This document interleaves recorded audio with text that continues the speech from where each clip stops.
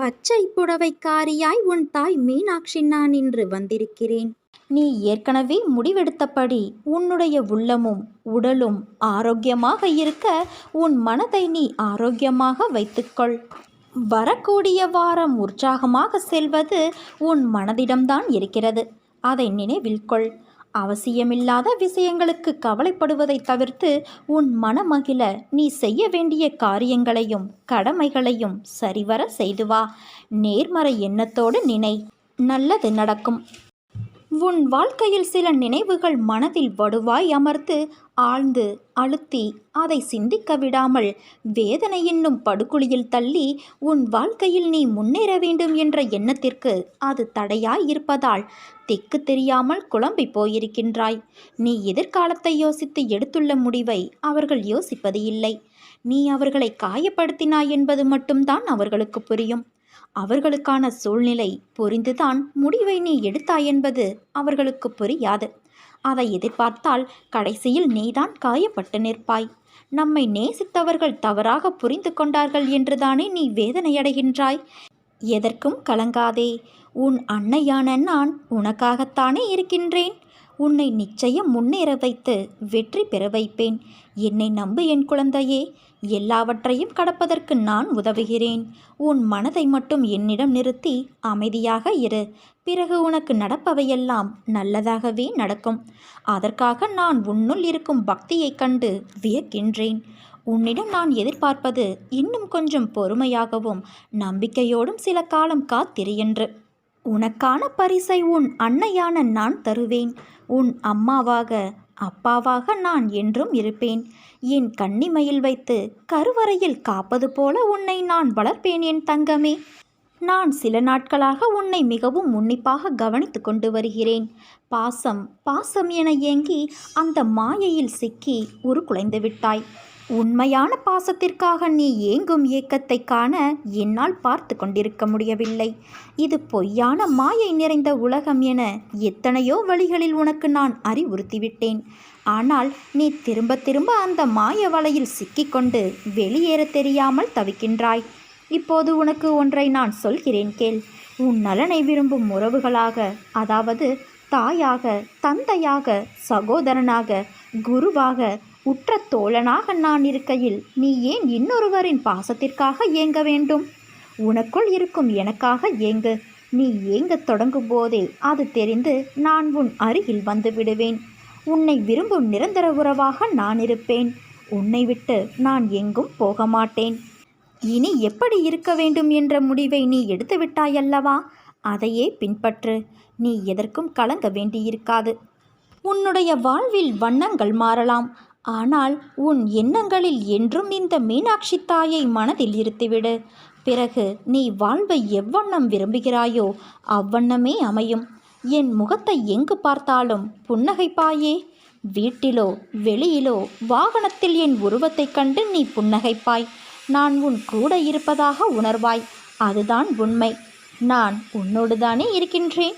உன்னுடனே பயணிக்கின்றேன். இதை நீ உணர உணர துன்பம் விலகி இன்பம் உன் வாழ்வில் பெருகும். புன்னகை நிரந்தரமாக உன் முகத்தில் குடியிருக்கும். எனக்காக ஒரு முறை புன்னகை செய்வாயா? உன்னுடைய கடந்த காலத்தையும் எதிர்காலத்தையும் நான் அறிவேன். ஆனால் என் குழந்தைகளுக்கு எது நன்மையோ அதை மட்டுமே நான் அளிப்பேன். நீ கலங்காத இரு. சில வாயிற்கதவை நான் உனக்காக திறந்தேன். ஆனால் உன் மனம் அதை ஏற்கவில்லை. என்னை நோக்கி நீ வேண்டுதல் செய்ய துவங்கிய அந்த நேரத்திலேயே உனக்கு பதில் தரும் வேலையையும் நான் துவங்கிவிட்டேன் என்பதையும், அதனால்தான் சோதனைகளை அனுபவிக்கிறாய் என்பதையும் பலமுறை அறிவுறுத்தி வைத்திருக்கிறேன். இப்போது அதை நான் உனக்கு நினைவுபடுத்துகிறேன். தாமதமானாலும் தப்பாமல் கிடைக்கும் என் குழந்தையே. பயப்படாதே. நான் உன்னோடு தான் இருக்கிறேன். எப்போது எங்கே நீ என்னை நினைத்தாலும் நான் உன்னோடு இருப்பேன். நீ எதிர்பார்த்தது எதுவும் நடக்கவில்லை என கவலைப்படுகிறாய். எந்த நேரத்தில் நடக்க வேண்டுமோ அது கண்டிப்பாக நடக்கும். நீ பொறுமையாக இரு என் குழந்தையே. உன் முயற்சிக்கான பலன் நிச்சயம் கிடைக்கும். உன்னை உன் அன்னையான நான் கவனித்து கொண்டுதான் வருகிறேன். உன்னால் கடவுளாக இன்றைக்கு நான் வணங்கப்படுகிறேன். நான் கடவுள் என்பதும் வாஸ்தவம்தான். ஆனால் அந்த நிலையை மக்களுக்கு உணர்த்துவதற்குள் நான் எவ்வளவு பாடுபட்டேன் என்பதை நினைத்துப்பார். ஒன்றை இழக்காமல் வேறு ஒன்றை பெற முடியாது என்பார்கள். நானும் இதற்கு விதிவிலக்கு அல்ல. நீ எந்த ஒன்றையும் இழக்காமல் மேலும் மேலும் கொடுப்பதற்காகவே இன்றைக்கு உன்னிடம் இருப்பதை நான் எடுத்துக்கொண்டு ஒளித்து வைத்திருக்கின்றேன். இதை நன்றாக புரிந்து கொள் குழந்தையே.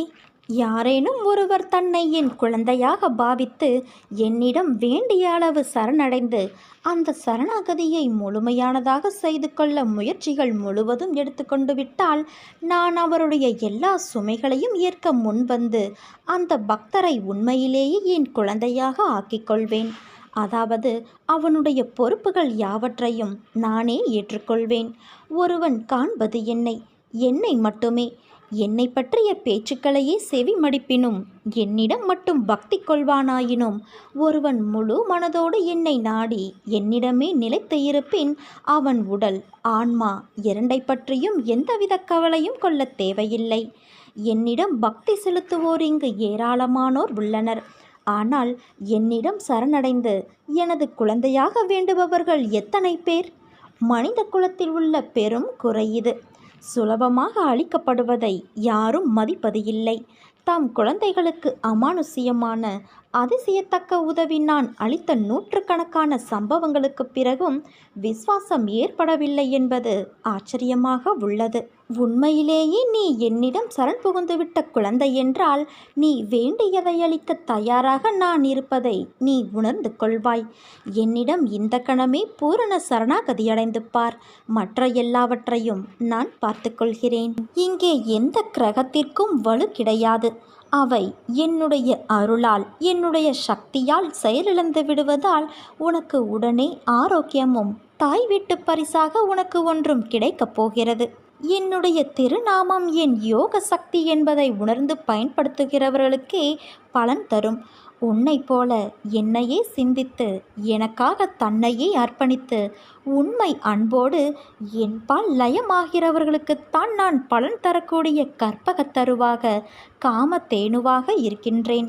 மற்றவர்களுக்கு நான் ஒரு உதவாக்கரைதான். அர்ஜுனனிடம் அவன் தனது உறவுகளை எதிர்த்து போரிட தயங்கிய போது விஸ்வரூபத்தை காட்டி இவர்களை நான் ஏற்கனவே கொன்றுவிட்டேன், கொன்றதைத்தான் நீ கொள்கிறாய் என்று விளக்கிச் சொல்லி அவனுக்கு விஷயத்தை புரிய வைத்தது போலத்தான் நீ மலை போல நினைத்திருக்கும் பிரச்சனைகள் அனைத்தையும் நான் ஏற்கனவே தீர்த்துவிட்டேன். எத்தனை முறை சொன்னாலும் நீ அந்த பயத்திலேயே இருப்பதால் தீர்த்த பிரச்சனையை தீர வேண்டும் என தொடர்ந்து வேண்டிக்கொண்டே இருக்கிறாய். இனி வரப்போவது எல்லாம் உனக்கு வசந்த காலமே. வாழ்வில் எதையெல்லாம் நீ நிரந்தரம் என யாரை எதிர்பார்த்து இருந்தாயோ அவர்களால் உனக்கு நன்மை இல்லை என்பதை உணர்த்தவே அவர்களின் சுயரூபத்தை நான் உனக்கு வெளிப்படுத்தினேன். அவையெல்லாம் பஞ்சுமெத்தையில் உனக்காக வைக்கப்பட்ட பெரிய முட்களைப் போல குத்தி கொண்டு இருந்தவை. கண்களில் கைப்பிடி மண் விழுந்ததைப் போல உறுத்தி கொண்டு இருந்தவை. இந்த காலங்கள் மாறிவிட்டன. இனி உனக்கு வருவதையெல்லாம் வசந்த காலம். நான் உன்னை தாங்கிக் கொண்டு இருக்கிறேன் என்பதை உணர்த்துவதற்காக பலமுறை உன் கோரிக்கைகளை நான் நிறைவேற்றி தந்தேன். இக்கட்டான நேரங்களில் எல்லாம் உன்னோடு இருந்து உன்னை நான் காப்பாற்றினேன். நீ கூப்பிட்ட நேரத்தில் எல்லாம் பதில் குரல் கொடுத்தேன். உன் பிரச்சனைகள் ஒன்றும் உன்னை செய்துவிட முடியாது. பெரிய துன்பம் எதுவும் இனி உனக்கு வந்துவிடப் போவது இல்லை. விரைவில் நீ கேட்ட யாவற்றையும் என்னை நினைத்து கொண்டு மகிழ்ச்சியோடு நிம்மதியோடு நீ அனுபவிக்கப் போகிறாய். உனக்கு ஒரு விஷயத்தை நான் சொல்கிறேன் கேள். நான் உன்னோடு எங்கும் எப்பொழுதும் இருக்கின்றேன். நீ சிறிதும் கவலையில்லாமல் இரு. எந்த ஆபத்திலிருந்தும் நீ முழுமையாக காப்பாற்றப்படுவாய். அதில் உனக்கு எந்தவித சந்தேகமும் வேண்டாம். ஒவ்வொரு வினாடியும் நான் உன்னோடு இருக்கிறேன். நீ தனியாக நடப்பதாக நினைக்கிறாயா? உன் பாதை என்னால் வடிவமைக்கப்பட்டது. நான் உன் வாழ்க்கையை உருவாக்கியவள். நீ சிந்தும் கண்ணீர் வலிகளை நான் உணர்வேன். நானே மருந்தாகவும் நானே உன் படைப்பாளியாகவும் இருக்கிறேன். என் கண்களை நன்றாக உற்றுப்பார். உன் வலிகளை மௌனமாக குணப்படுத்தி உனக்கான நல்ல நேரத்தை நான் உருவாக்கி கொண்டு இருக்கிறேன். நான் உன்னை பாதுகாப்பேன். உன் மீது அன்பாக இருக்கின்றேன். என் அனுமதி இல்லாமல் இங்கு எதுவும் நடக்காது குழந்தையே. குழந்தையே. எவரும் எதையும் உனக்கு செய்யவும் முடியாது. நான் எந்த தீங்கையும் உனக்கு செய்ய விடமாட்டேன். தர்மம் என்பது எண்ணம், சொல், செயல் எல்லாம் அறத்தின் வழி இருத்தல். அதாவது சரியான செயல்களை செய்வது, சரியான பாதையில் நடப்பது. விதித்தன செய்தலும் விலக்கியன தவிர்த்தலுமே தர்மமாகும். நமது உன்னத தர்மத்தின்படி வாழ்க்கையை நடத்துபவன் ஒருபோதும் தோல்வியை தழுவ மாட்டான். அவனுக்கு கடவுளின் அனுக்கிரகம் எப்போதும் இருக்கும். இன்னும் சற்று நேரத்தில் உனக்கு பெரும் மகிழ்ச்சி காத்திருக்கிறது. இது உன் அன்னையான என்னுடைய சத்திய வாக்கு. இருட்டும் வெளிச்சமும் பாதிக்கு பாதி என்று இரவும் பகலும் காட்டும் அனுபவ பாடத்தை கொஞ்சமாக நீ உணர்ந்து பார். சிறகிருந்தாலும் பறக்க மனமிருந்தாலே வானத்தில் வாழ்க்கை சாத்தியமாகும். ஊர்ந்து செல்லும் புழு கூட உயிரை பறப்பதற்கு எண்ணங்களே ஏக்கமாகிறது. எதிர்மறை எண்ணங்களை இன்றே தொலைத்துவிட்டு நேர்மறை எண்ணங்களை உள்ளத்தில் விதைத்துப்பார். அனுபவம் சிலருக்கு மகிழ்ச்சியை தரும், சிலருக்கு வலிகளை தரும். மகிழ்ச்சியான அனுபவத்தை மனதில் வை. வலிகள் நிறைந்த அனுபவத்தை நீ வாழ்வில் முன்னேறும் ஏணிப்படிகளாக வை. எத்தனை வலிகள் வந்தாலும் ஏதாவது ஒரு வழி உண்டு. தட்டிய கதவுகள்தான் திறக்கப்படும். சிந்தனை முழுக்க வலியின் மேல் வைக்காமல் வலிகளின் மேல் செலுத்து. விழிகளை மூடாது ஓயாது போராடிக்கொண்டே இரு. வலிகள் என்று வாடி நின்றால் நம் வாழ்வில் வசந்தம் வராது. முடியாது என்று மூளையில் முடங்கி கிடந்தால் உன் பொழுதுகள் விடியாது. முடியும் என்று முயற்சித்தால் மட்டுமே உன் முழு நாளும் முன்னேற்றமடைய முடியும். தோல்வியை கண்டு துவண்டு நின்றால் தோன்றாது உன் வாழ்வில் விடியல்கள். தொடர் தோல்விகளை தவிடு பொடியாக்கி தொலைதூர நோக்கோடு சிந்தித்து தொட்ட காரியத்தை தொடர்ந்து சென்றால் வெற்றி நிச்சயம் குழந்தையே. நரம்பற்ற நாக்கின் வரம்பற்ற பேச்சானது இரும்பான இதயத்தையும் சிதைத்துவிடும் துரும்பாக. பேசும் வார்த்தைகளில் கவனமாயிருந்தால் செல்லும் பாதையில் இன்னல்கள் குறையும். பார்க்க தெரிந்தால் பாதை தெரியும். பார்த்து நடந்தால் பயணம் தொடரும். பயணம் தொடர்ந்தால் கதவு திறக்கும். கதவு திறந்தால் உனக்கான காட்சி கிடைக்கும். காட்சி கிடைத்தால் கவலை தீரும். மனதில் உள்ள சங்கடங்களை மறைத்து கொண்டு எத்தனை நாட்களுக்குத்தான் வாழ்வது? உன் மனதிலிருந்து நிம்மதியை நீ எப்போதோ இழந்துவிட்டாய். அமைதி வெறும் வார்த்தைகளில் இருக்கிறதே தவிர மனதில் இல்லையே. வெளியே சொன்னால் கௌரவம் போய்விடும் என நினைத்து மனதில் பூட்டிய விஷயங்கள் இன்று உன் உடலையும் சேர்த்து பாதிக்கும் நிலைக்கு உன்னை தள்ளி இருக்கிறது. எதையோ இழந்துவிட்டது போன்ற பரிதவிப்பிலேயே ஒவ்வொரு நாளையும் ஒரு யுகமாக நீ நகர்த்து வருகிறாய். மெல்ல மெல்ல நீ தளர்ந்து விட்டாய் குழந்தையே. என்னை புரிந்து கொண்டு தேற்றுவார் யாரும் இல்லை என்று மனதில் தவிக்கின்றாய். உன்னை தேற்றுவதற்காகவும் உனக்கு உதவிகள் செய்வதற்காகவும் இதோ நான் உன்னோடு வருகின்றேன். எதிலும் அவசரமோ பதட்டமோ கொள்ளாதே, அது பாழ்பட்டுவிடும். நிதானமான அணுகுமுறையே நடக்க வேண்டியதை கிடைக்க வேண்டியதை உனக்கு கிடைக்கச் செய்யும். காலம் மாறும், காட்சிகள் மாறும், வாழ்வும் மாறும். உன்னோடு உன் அன்னையான நான் இருக்கிறேனே. என்னை நம்பி சரணடைந்தவர்கள் யாராக இருந்தாலும் அவர்களை நான் காப்பாற்றுவேன் என்று வாக்குறுதி கொடுத்திருப்பதால் எனது வார்த்தையை காப்பாற்ற நான் பாடுபடுவேன்.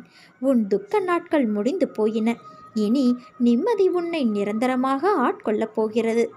எதையும் சுலபமாக எடுத்துக்கொண்டு நடக்கப் போகிற நிலைக்கு நீ வரத்தான் போகிறாய். உனக்கு நிம்மதியும் சாந்தியும் கிடைக்கும் என் குழந்தையே. உன் வாழ்க்கையில் நடக்கின்ற எல்லாம் உனக்கு வலிமிக்கதா இருக்கிறது என்று அழாதே. வாழ்க்கையில் எனக்கு அழுகையும் வலியும் தருகின்ற உறவுகளாய்த்தான் எல்லோரும் இருக்கிறார்கள். எங்கும் என் மனதையும் என்னையும் புரிந்து என்னை நேசிப்பவர்கள் யாரும் இல்லை என்று வாழ்க்கையை நீ வெறுத்து இருக்கிறாய். அது வேண்டாம் குழந்தையே. உனக்கு உன் தாய் மீனாட்சி இருக்கிறேன்.